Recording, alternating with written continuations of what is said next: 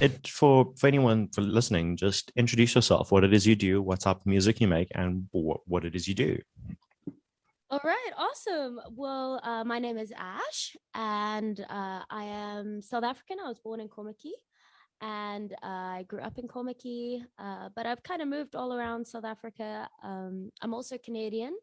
My family, my father is Canadian, and all of my extended families. But I've been living in South Africa my whole life. And I'm a musician. I play guitar and ukulele. I dabble with a couple other instruments, but those two are my primary ones, my favorite ones to perform with, particularly. And the kind of music I make is very, I would say, very original, very acoustic. Um, I'm still in a place where you could say, I'm finding my sound. So it's sort of difficult for me to say that I belong to a specific genre, but if I had to say, it's definitely sort of folk, country, bluesy kind of styles, uh, and influences. But yeah, I a lot of people say that it was kind of brave, but I decided to start my music career when COVID hit. I had lost everything at that point, my job, and we were actually supposed to head over to Canada, and then obviously got stuck here because of the travel bans and everything. And I guess because I lost everything, I just decided to go for it. And honestly, it's just been the most incredible journey this past year and a bit, almost 2 years now. And it's just really the best decision I ever made. It's so interesting. Like it's interesting that you started with music in COVID because so far, like I haven't actually spoken to an artist who has started out their career in music throughout the pandemic. And it's really interesting to hear you say that because one of the questions that we ask the guys a lot, especially it's a big topic of conversation, how has Of lockdown course. affected your music, your practice schedules, your gigging, and all these sort of things? And it's interesting to actually get the perspective of someone who started doing music through all of this. You've taken the task of doing something in a country that's very hard to begin with when the circumstances are ideal and done it in arguably one of the hardest points of the trying to do music in this country. So like Yeah. brave I think is an understatement. I'm kind of like I'm actually quite shook to be honest. Like how is that Thank you. how has that experience like been in terms of finding places to play? And like I can understand being driven by having lost it all, but what sort of was the point where you turned around like, you know what, fuck it, music. Yeah, I know. It probably was not the smartest move, or at least the most logical one. But yeah, I mean, like I said, it's really honestly just been a really positive experience from the minute I started to where I am now. Um, which is a bit crazy to say because I know a lot of artists have obviously like had a really negative impact from their career. I guess from my perspective, because I started in kind of a hard time. Um, I don't really have much to compare with, so this is kind of like this is the music industry, and it can only get better from here. You know, I had these songs that I had been sitting on for so long, and I've just music has always been my dream. It's always something I wanted to do, and it's always something I knew I was going to do at some point. And the reason I didn't do it anytime sooner than when I did was because for most of my life, my family and I have planned to go back to Canada. And as you said, the music industry, the way that it is in South Africa is it's a very difficult industry to deal with and to try and progress in. So I had made the decision that like I was going to start my music career when I get to Canada because there's a lot more opportunities that side, and there's a better chance that I can actually make a living doing it there. And then, when we got stuck, and I waited for that for like, 4 or 5 years. Each year we were like, hey, we're gonna go this year, and then it just, I don't know, something would happen, and we wouldn't leave. And so, we had actually, it was quite intense. We had sold the house, we packed up all of our boxes, and we actually had most of our furniture up at the shipping yard already. And we had our flights booked, and we were ready to go, and we were literally sleeping on the floor for about a month. Sorry, for about a couple of weeks. And then, yeah, literally a week before we were supposed to leave, obviously the country went into lockdown, and we were just in complete shock and bit of denial in the beginning. Like, we still hoped that we could get to Canada, but it just didn't happen. So, at that point, I was just like, well, you know what? I don't know when Canada's going to happen. And, I'm not getting any younger, and I've got these songs, and I've, I've got nothing else to do. I don't have a degree, and I had kind of, because I was going to study in Canada as well. Um, so I really just felt like I had no other way, and no other path. And it was just like music was kind of staring at me. And I played a lot of my guitar and my ukulele, and I wrote a couple songs during lockdown. And that's when I just decided, you know what? I mean, how hard could it be? Worst comes to worst, it doesn't go anywhere, and I end up having to find another plan. It's not like I've got anything better to do right now, anyways. Um, and that's sort of what just, gave me the kick in the butt to get started. Okay, so had you performed before lockdown hit? Had you actually done any kind of live music before that time, or did you just dive straight into the deep end?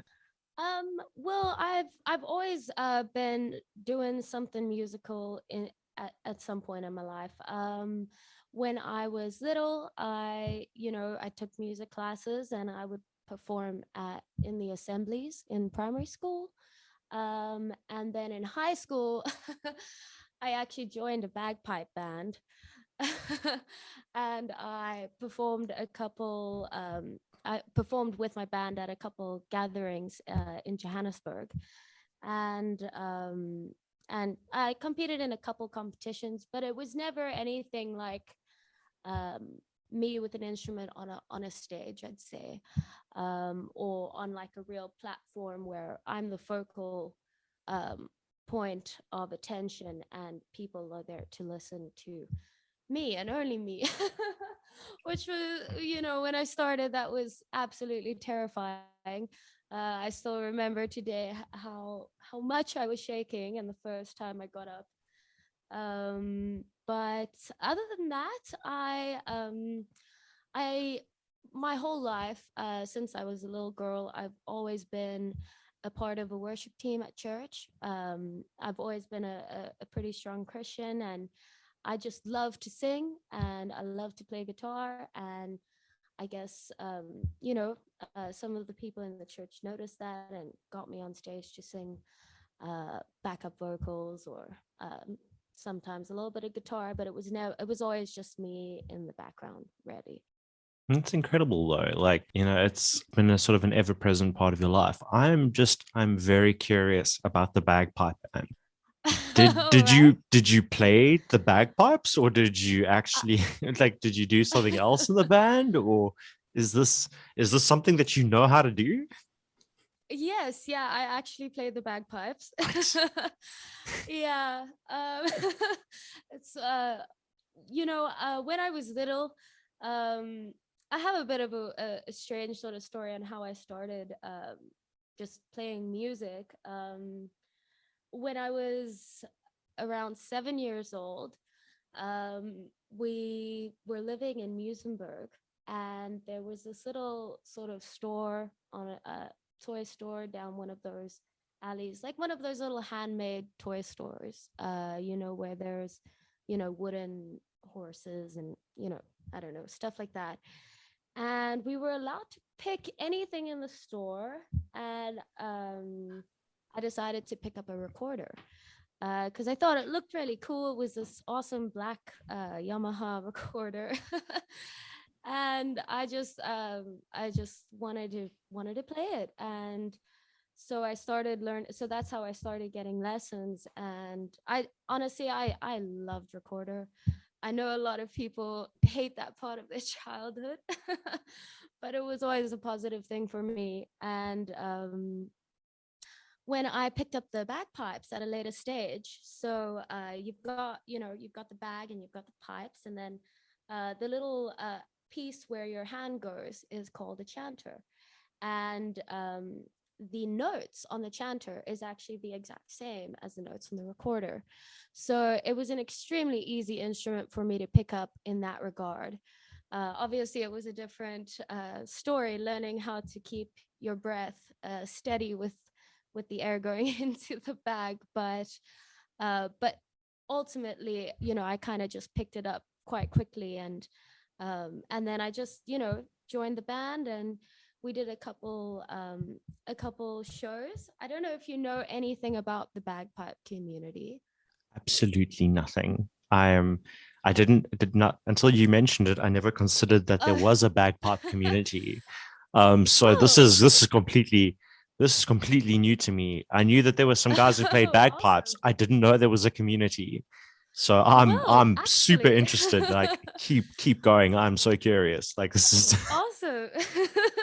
Yeah, it's a bit different here. You really wouldn't expect it in South Africa, but and we only found the bagpipes community because I moved to Joburg for a period in my high school years, because family moved away and we wanted to keep the family together. So we moved to Joburg, and the school that I went to, Benoni High School, not exactly a school I want to brag about, but you know what? It was great.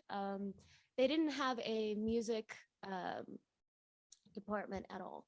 But they had a bagpipe band. And so I was just going to settle for that. And I've always been stoked to pick up new instruments. So I was, very interested to learn, to gain that new experience.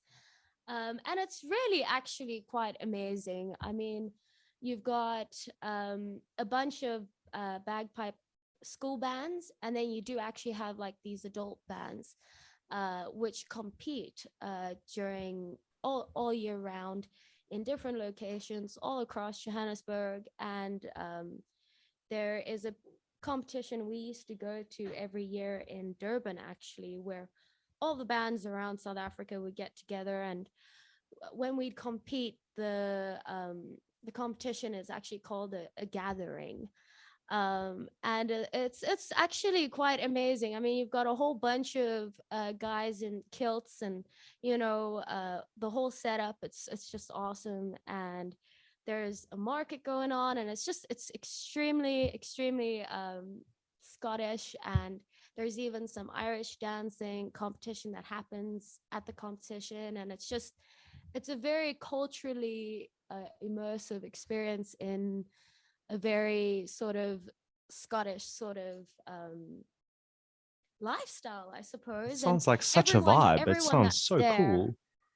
it really is. I would really recommend everyone to at least go to one, because it's quite a cool experience. It really is. And everyone that I ever met at all these gatherings, which are the competitions between the bands, and everyone I'd meet had some sort of Scottish or Irish, history or heritage. So they always had these awesome stories. And my favorite part of the gathering is at the end of the day, all the bands get together on the rugby field, because they're often hosted at schools. Um, they would get together on the rugby field, and all the bands would line up and they would play Amazing Grace. They would call it during this thing called mass bands. And honestly, it is the only way to listen to Amazing Grace. It is the most beautiful experience. It's the most incredible sound, because it really, I mean, you've got about like 20 different bagpipe bands all playing the same song at the same time, and it just fills the entire valley. It's just it's out of this world. It really sends shivers down my spine just talking about it. No, that's incredible. Like I can't. I gotta ask though. Do you have any Irish or Scottish blood in you? Actually not. You know, So I really just picked it up. you were just there with the bagpipes, and you were like, yeah, I'm not Scottish at all. Like, no, no, I'm Canadian, and you know, I'm South African, and you know, I like playing music. Was always my story. At least. Oh, I can only imagine how some of those conversations went down. Oh no, really, some amazing stuff, you know, and you know, just really salt of the earth kind of people. Um, really just wholesome. So it was definitely a part of my life that I love, and a part of my life I wouldn't mind going back to. You said that you've moved all over South Africa. You know, you've lived in a variety of different places. Would you say that's given you a bit more perspective, like on how you view the country or how you view the world, having socialized with so many different or having lived in so many different areas? Definitely. You know, I mean, I really hated moving around when I was little. It was really hard to, you know, you you would get really close with your friends and you'd get really settled, and then, you know, a couple years or sometimes a couple months would pass, and all of a sudden you just got to start over again. So it was really tough, but to answer your question, it really did give me a very wide perspective on South Africa as a whole. And just, I would say, like, you definitely just the world as a whole, you know. Everybody comes from different walks of life, and music, it can be inspired by those walks of life, or sometimes they can just, you know, it can just be inspired because it's fun. um and it's, yeah, I definitely feel that it's given me a huge, it's had a huge impact on the way I write and why I write what I do. What would you say is the like the focus of your music? What do you write about? Do you tell stories of things that have affected your life, or is it more where do you draw your lyrical content from and your music from? What inspires you in terms of your writing, and what do you write about? So when it comes down to the songs that I write, it's definitely very personal, at least the stuff that I've written, that I have written so far. It's been extremely personal and extremely emotive. Um, so I think that they do definitely tell a story, but it more paints a picture of an emotional reaction to something that's happened. Um, in the past, um, whenever I'd go through something that would hurt me a lot, I used to actually just write poetry. And in that poetry, it would be almost a way in like writing in a journal where, but I'm not addressing the journal, I'm addressing the person who hurt me. So a lot of my songs, I feel like I am addressing the people that have hurt me, because I haven't always had the courage in my life to address them, you know, one on one, just, you know, in real life. So I feel like I address them in my songs. um but yeah, you know, and so first it would start out as a poem generally, or just a piece of writing. um and then I would turn that into a song, you know, finding a melody for that. So a lot of my inspiration definitely comes from a lot of personal experiences, and a lot of painful personal experiences that I've been through, or that I've witnessed, from people that I love, you know. So yeah, I mean, that's really where it is right now.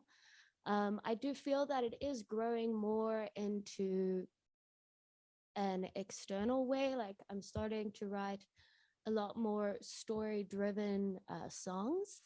And I honestly think that's just because I'm really in a happy place right now. So I don't have a lot of people to address.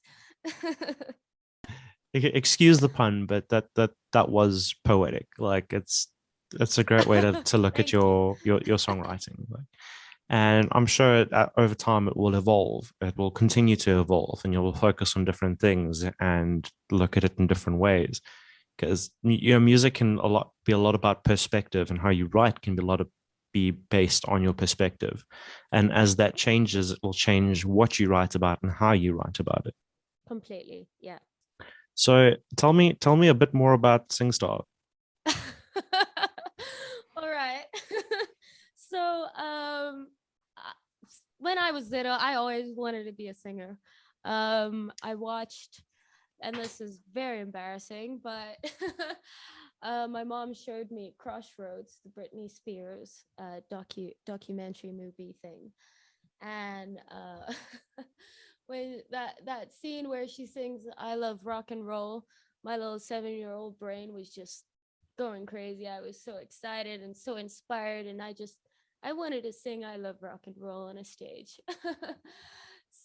I just started singing any song that I would ever hear, and I really wanted to get lessons and do it. Take it take it really far. But I am one of 5 girls in my family, and we're all blonde hair, blue eyed girls, and we're all a very big handful. A good handful though. But yeah, so it was kind of tough, um, with a single dad. So, we couldn't always afford, every lesson for everything that we wanted to do. So, vocal lessons were not quite that, but I did have a SingStar um, PlayStation game. And so I would sit for hours and hours. And I mean, we never really got another CD. So I know all those songs back to back. And that "It's My Life" by Bon Jovi that I love to play on my ukulele is actually one of the songs I would sing for hours on end when I was little. You said you were one of 5 girls, one of five Yes. siblings. That is ridiculous. What was that like? Were you guys like consistently all under one roof? Honestly, I loved it. I really love being part of a big family. We're all very loud, and we're all extremely extroverted, and we all have very specific opinions about many things. So, at times, obviously, we would have our fights and we'd clash, but we're all extremely close, and we've all sort of been through a lot in our family, which I think has brought us all really close together. But to answer your question, we weren't always under the same roof, all of us. Me and 2 of my sisters are actually adopted, and then the other two are have the same dad but different moms. So it's a bit of a mixed bag.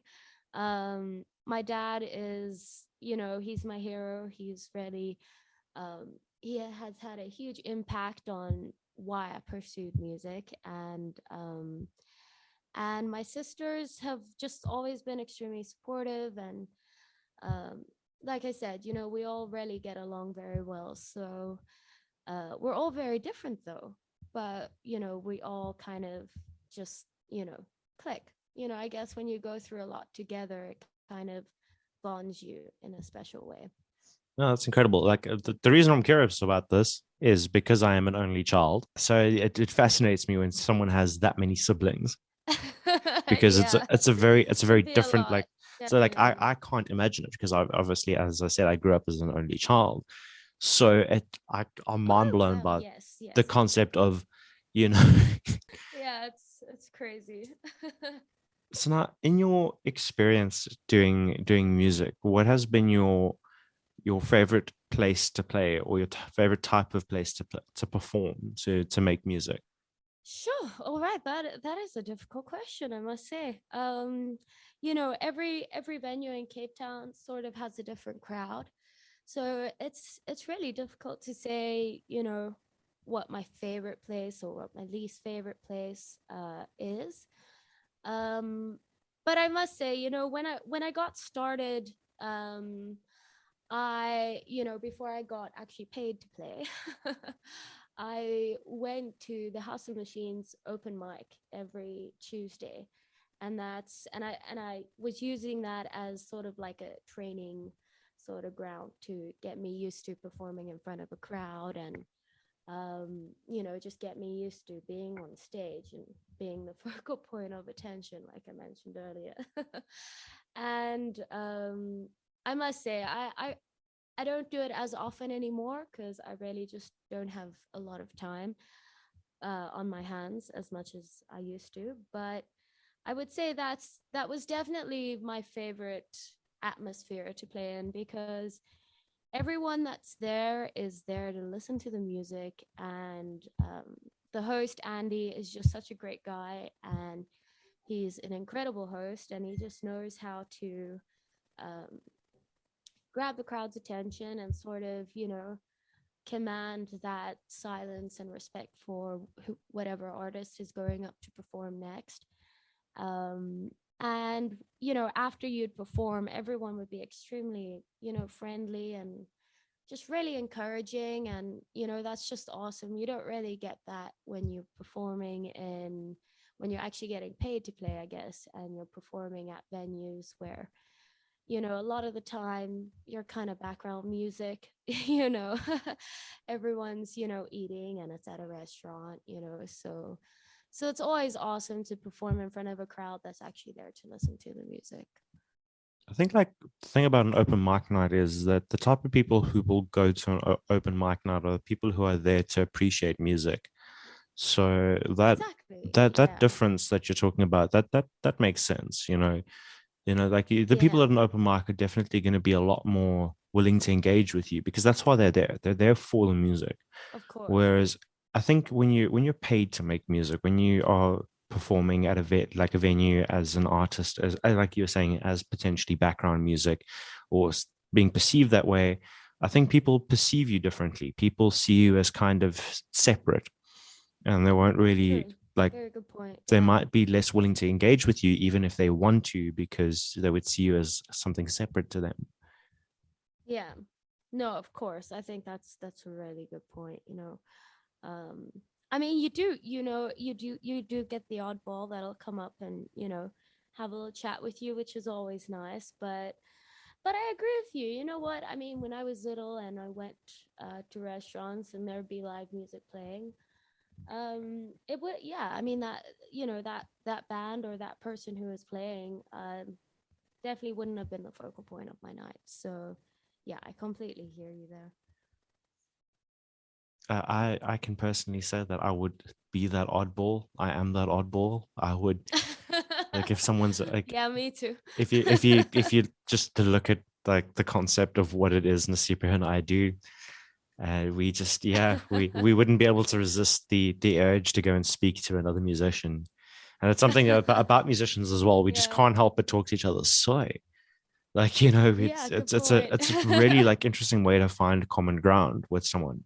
You could be completely Actually, different. You yeah. can have completely different even tastes in music, but the fact that you're both artists because of the fact that you both create music, that in itself is a common ground, which is great because I've met a lot of friends that I otherwise wouldn't have, and I'm sure you can say the same.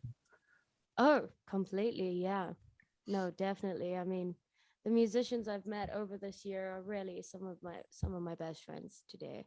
Um, I mean, like let's take Stanley for yeah. example. Like, if you didn't really perform music or were involved in music, would you have ever been introduced to him? Would you have ever really like found out about him?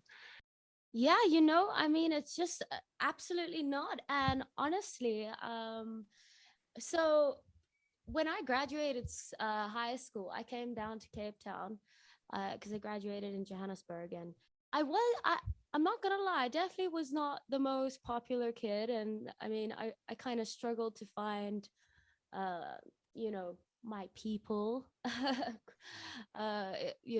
if you could say that, and after high school, I came down to Cape Town, and I took a gap year. to kind of figure some stuff out. And I was living with my older sister at the time, and we were going to a lot of festivals and parties. And I mean, it was a lot of fun, but I still really struggled to just find people who I really connected with.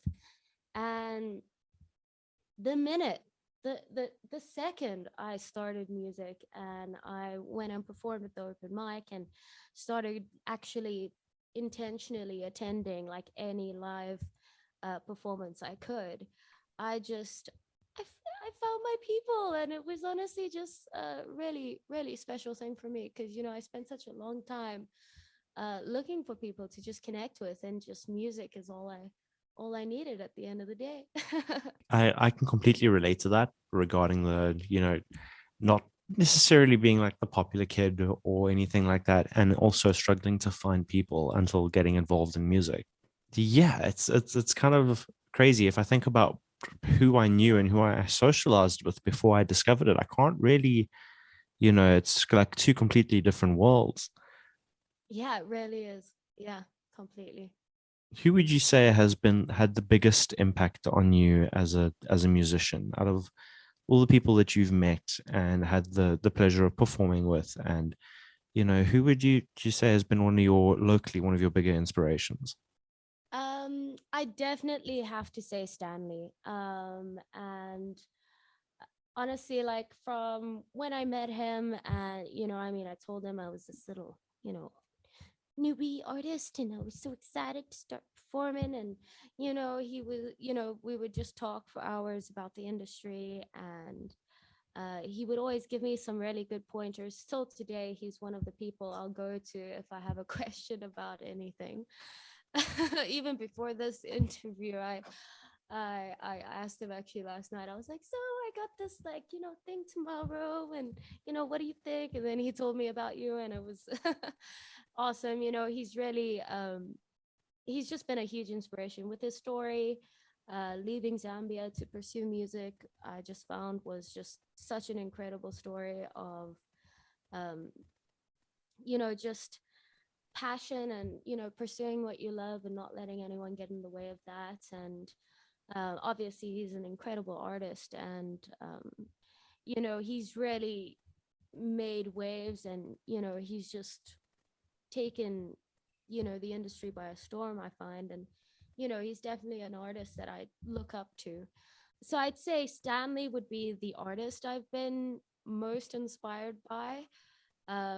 But honestly, my agent, Llewellyn Screen, uh, I met him at Open Sesame when I started performing there. And actually, Stan had this Wednesday event called Unknown Legends, and I performed there, and it was hosted at Open Sesame. And after I performed, I met my agent now, and he's honestly just been my biggest motivator, and another just huge inspiration. He also knows a lot of artists, and he's actually introduced me to a lot of the people I know today. So I'd have to say I couldn't say one person. I'd have to say definitely my agent and Stanley. Stanley is just generally a wonderful human being. Like he's so genuine, and he's the Yeah. weirdest combination of humble and narcissistic I've ever met in my life. Oh But my gosh, that like is so perfect. I never like thought of it like that.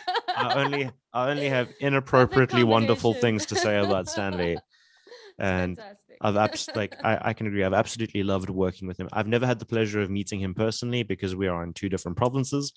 But Oh wow. I've Yeah. loved working with Stanley whenever I've had the chance, and I'm sure he would be stoked. It would stroke his ego to know that he was that he is an inspiration, but he would also be super chill about it. He's a strange man, but I love him. Oh, that is so perfect. For someone who's never met Stan, you really know him very well. I've had one Oh of these yeah. chats with him, so yes, he is. We've Of course. All right. Oh my my goodness. And then like on a bigger scale outside of locally, like what kind of music did you that inspired you to create, like these sort of things that you listen to that wouldn't necessarily be local, but who would you say are the mainstream artists that you look up to? Sure, now that is a hard question. I mean, I've just had I'm kind of one of those people who I don't stay in a genre, and I, I don't really listen to the same songs very frequently, I love finding new music and I love listening to as many new artists as I can because I feel like everybody has a story to tell. And it's honestly just been such a mixed bag of, you know, inspiration, really. I'd have to say, I mean, how could I'd have to say, you know what? I would say my favorite band of all time is probably the Foo Fighters.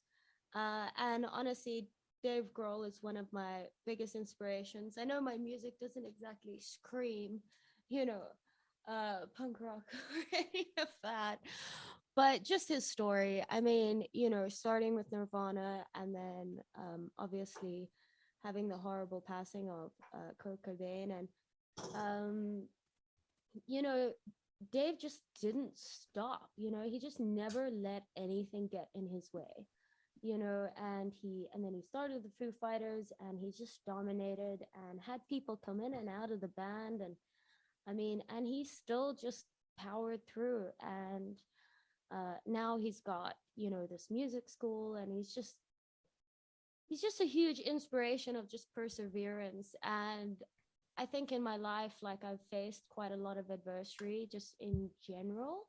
So any one person that just shows that, perseverance through that adversity has just always been a huge inspiration for me.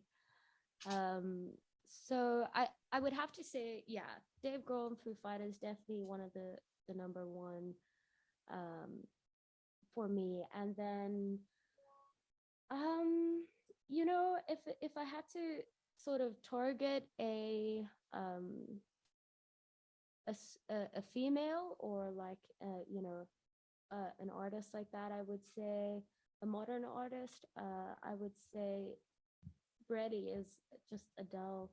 I just I really loved her music when I was younger, and there was just so much emotion. And I would honestly say she's definitely a big influence in maybe not the sound, but definitely the lyrics that I write. And also just her story, leaving her husband and just sort of not caring about how old she is or how late it might be for her to pursue music. She just did it and she dominated. And that's just always been a huge, huge inspiration for me. Um, but if it comes down to the wire, I really am just a sucker for old school rock, and just old school everything is just really my main influence, I would say. And that's just because I feel like it's just really raw and it's really real, and that's generally just what I'm drawn to. I'm starting to like notice a trend amongst like the artists who do the folk or the acoustic type of like stuff, and that they have Yeah. some of the most diverse like tastes or like palettes for music that I've seen. Like Oh, because interesting. Okay, I because didn't know like that. it's the things that you've listed now, they're, I mean, the Foo Fighters next to Adele, like as two of your I biggest know, right? inspirations, I like know. those are two very different types of music. And obviously like there's things that fall in between that or outside of that. I mean, especially even if you look at Stanley, if you look at the kind of music that he makes versus the other things that he's capable of making or that he listens to, it's impressive. And it's Yeah. really cool because that it's not just a one trick pony kind of deal. It's that there's more to it. Yeah. There's more depth to it. Yeah. One of the things I say often is if you as a person are only listening to one type of music, you are seriously doing yourself an injustice. Oh, completely agree. Yeah, you're doing it wrong. Music's not for that, you know. Like it's fine. It's cool to have a preference. It's cool to say I like this type of music specifically, Yeah, no, but of course. canceling everything else out for the sake of trying to prove a point, nah, nah. That's Especially, yeah, especially when they say that, you know, that's bad and only this is good. Like that's something that just really gets to me sometimes. It's just because everybody has so many different like tastes, and how can you say that yours is better than something else when, you know, whatever you like is just completely, you know, manipulated by your own perspective. no, definitely. I get into, I wouldn't say arguments about this, but a lot of discussions because I find it Oh yeah, I hear like, you. and sometimes you can have like a positive impact on a person like that. It's cool. Like, Yeah, yeah, no, exactly. Always good to have discussions, you know. I'm very big on communication and just, you know, not letting, you know, silly things, you know, interfere with your relationships with people. but And even if you you did have a say you are disagreement, you incredibly know, it doesn't extroverted. always have to. Most people would hear that statement and be like, I no, I think not. It's like, Yeah.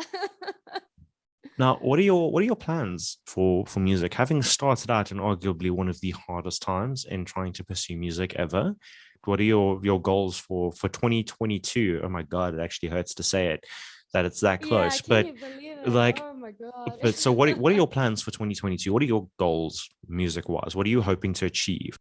Well, I must say I'm quite excited for 2022. It's been quite a roller coaster, this musical journey. Starting off with the open mics in 2020 and part of 2021, and then getting to a point where I've got gigs coming out of my ears, and you know I don't even have time for the open mics anymore.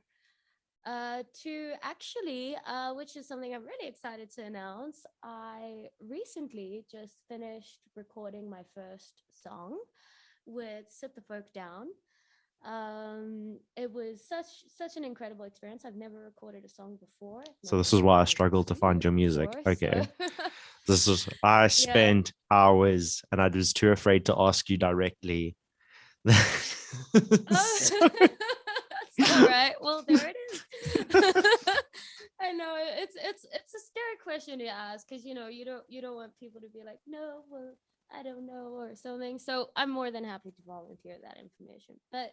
Um, but yeah, you know, and I actually just got the master last week, the final master, and I must say it's a different sort of sound than I was initially expecting for me, the direction of my music to go into. But at the same time, you know, it was a collaborative effort between me and John Chabon, the producer of Sit the Folk Down. And honestly, it was an extremely pleasant experience. And I actually cannot wait to see how my other songs end up, what direction my other songs and my initial sound ends up going into, because you know, like I said before, when it comes to me listening to music, I'm very open to everything. And when it comes to my sound, I'm a similar way because I feel like every song is supposed to convey a different message, and sometimes a different sound comes from that, you know. Um, but yeah, so I'm very excited to release it.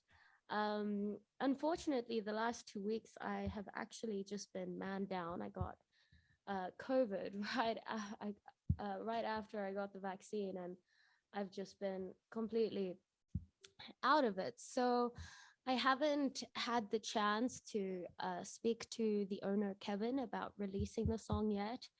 Um, but I am in the process of planning a music video to go with the release. So I'm really hoping to have that done and out by January next year.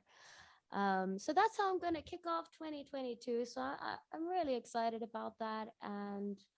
Um, and then after that, I'm going to look at potentially recording an EP, and then just just go with that. I'm a bit sad to to announce that I am planning to move, to make the move to Canada next year. Um, it's been an extremely incredible experience being part of the South African music industry here, and it's really not as bad as you know, as people say it is. I mean, it's not amazing, but I mean, I've managed to make a living for the last 3 years, starting out in the worst year possible. So you know, if I can do it, anybody can do it. So you know, my plans for 2022, I'll admit, are a little bit, you know, it's so difficult to plan anything in the times that we're living in right now, because, well, you know, you just don't know when you're going to get hit with another lockdown, or when we're going to find another freaking variant, or any of that. So you know, I've got these plans to record the EP and then eventually move over to Canada, but you know, all of that could also just get stopped in its tracks. So right now I'm kind of just living every day, and you know, just planning, okay, so next week I've got this gig, and that's what I'm going to do. If you get what I'm saying. No, I definitely understand.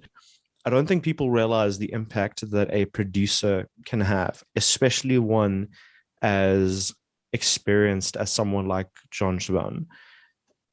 Yeah. That Yeah. you know, and the thing is that someone who a producer's role is to look at it with a fresh eye, you know, to say, hey, have you tried, have you considered doing this? And honestly, like, I've seen so many things turn out from an original concept to something completely different, but man, was that journey worth it. And man, was that Oh, change completely. something Yeah. not, you know, maybe not even a change, but just unleashing its full potential. It's just, it's so interesting after having this experience, because like when I write my songs, I'm not really the type of person that hears everything that's happening in the song. You know, you've got some people that'll write a song and they can hear the drums that are gonna add, and they can hear the maybe piano, and they're gonna hear everything that's gonna happen in the song. So for me, you know, I don't really have that ability. So, but after like recording the song, I feel like that's actually like there now. Like now when I'm playing my songs, I can like hear stuff that could potentially fill the empty spaces, and it's been a really really positive experience. Like I'm really excited to either work more with John Siobhan, or just get in the studio again. No, that's fantastic. I'm so excited though, because I was watching your YouTube videos. I'm really excited to see like a to see a music video, or to hear the song that you're going to be releasing. Are you willing to tell us the name of the song, or? All right. Yes. Well, I would love to. I would love to. I've actually been meaning to add a lot more content on my YouTube. I know I'm terrible with that, but I promise more content is coming. That is um. the daily promise of a content creator who is Yes. just Right. listen, it is so much harder than it looks, but carry It on. really is. It is so much work. Like, oh my goodness, you know, every time I sit down and plan that, it's like, okay, but I also got to rehearse for these, you know, gigs that are coming up, and you know, I've also got a day job to work on. So, but anyways, yes. So the song that I am gonna be releasing it's called Homeless Hearts. I think there is a video of a live show that I did at Barleycorn Music Club. um that video actually was like one of the second times I performed live though. So yeah, the song's gonna sound a lot better, I hope. But yeah, it's, you know, the reason why I decided to record that song first was because whenever I perform live, it is the song that I get the most feedback on. I've had, you know, people come to me with tears in their eyes, you know, telling me that that song really just, you know, spoke to them. And it's had the most impact since I've been performing. That's the one song that's had the most impact on people. And I just decided that would be the best one to sort of merge into the, you know, music world. um and I wrote that song. What inspired the song was So I moved out of my parents' house, and I was kind of living alone for the first time. And it was a really, really hard year. As you know, that first year living alone is, you're kind of learning how to adult and all of those things. Um, so, you make a couple bad decisions, you make a couple good decisions, you make a couple questionable decisions, and, you kind of learn a lot in that year. And but one of the most important lessons that year that I personally learned was just that, you know, a home isn't necessarily always about where you are, but rather about who you're with, and, what your support structure is, and the people that are influencing that environment.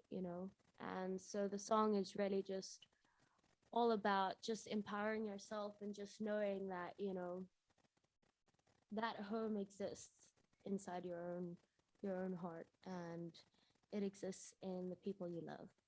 That is beautiful. I'm realizing now that Homeless Hearts was actually the first video that I watched when I was cool. when I was busy. Awesome. I didn't retain song names. But I went when you were talking about it. I was like, wait, there was an original on the channel. Let me go back. I was like, oh, it was the very first one that I watched. Yes. All right. Awesome. Yeah. I enjoyed that. Like it is a very, Thank you. from what I could gather, or just from the live experiences, that it was a very emotional song. I actually showed it to a colleague at work as well, and she really enjoyed it. So there you go. You have another Wow, no way. a random Thank fan you. in Durban as well who's heard your music. Oh, that's incredible. Well, I can't wait for you to hear the actual recording. But thank you. That's awesome. So we have been chatting for about an hour now, and that has been great. But in closing, where can people find you? Where can people find your music, and to reach out to you, to either book you for a show or to find your music as it comes out? Awesome. Well, honestly, the best platform that you can reach me on is Instagram. You can find me at Ash Acoustics. So that's kind of like acoustics, but Ash Acoustics. And the reason is just I'm a lot more active on my Instagram, but I do also have a Facebook page, which is Ash Music. But if you use the handle Ash Acoustics, it will pop up on Facebook as well. And then there is my YouTube channel, which is just also Ash Music. But those two platforms are where I am most active. What's up, guys? Future Marcel here, wishing you a happy 2022. I hope it's been a good time. The first month is over, and we're all surviving. I hope everyone is out there surviving. Since recording this episode, Ash has done a live version of Homeless Hearts, and that is what we're going to be playing out with for this episode. The track itself is still set to release, so have this fantastic live version in the meantime. It's Marcel signing out. Thank you for tuning in.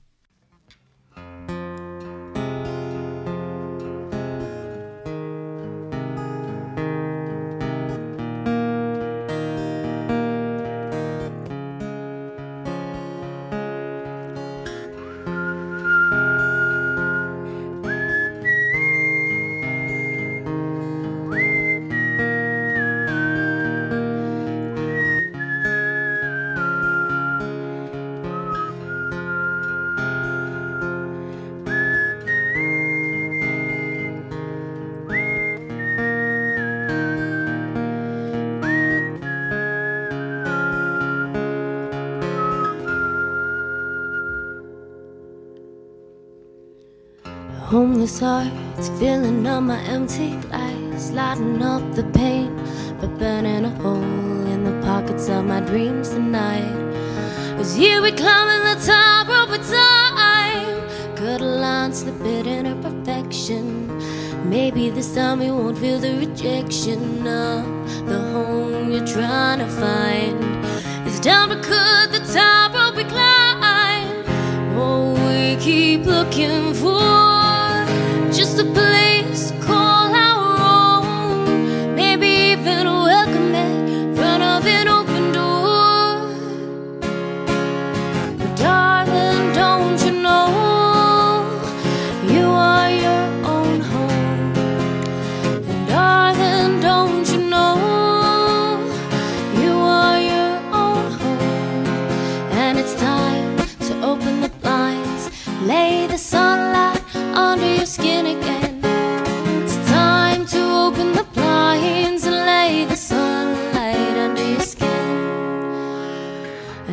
never wanted to be beautiful. All I ever wanted was to be yours. But then you tossed me to the floor and professed that you don't know why I'm broken. Oh, don't give me flowers if your words are weeds. I don't even know why I'm still listening to you. So get out and don't say that I'm yours. You lost that privilege a long time ago. Oh, we keep looking for just a place called our own. Maybe even a welcoming front of an open door. But darling, don't you know you are your own home? And darling, don't you know you are your own home? And it's time to open the blinds, lay the sunlight under your skin again. It's time to open the blinds and lay the sunlight under your skin.